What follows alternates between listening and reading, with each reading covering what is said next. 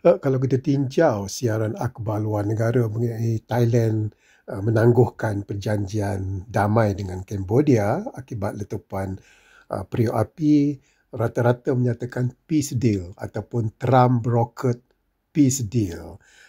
Kerana itu adalah KL Peace Accord adalah kehendak Trump 100% kerana beliau nak menambahkan, beliau menamatkan satu lagi perang. Sebenarnya tidak. Tapi kalau kita lihat akhbar The Malay Mail, Thailand suspend Malaysia brokered. Ada silap faham sikit. Silap faham pasal tajuk je. Tapi cerita dalamnya adalah mengenai Trump KL Peace Accord. Kalau nak katakan Malaysia hanya perjanjian hentikan kemelut yang timbul bulan Mei lepas, iaitu gencatan senjata dan telah disetujui. Jadi jangan kita silap faham. Perjanjian gencatan senjata dengan KL Peace Accord. Yang Thailand tarik diri adalah KL Peace Accord Trump. Bukan Malaysia gencatan senjata.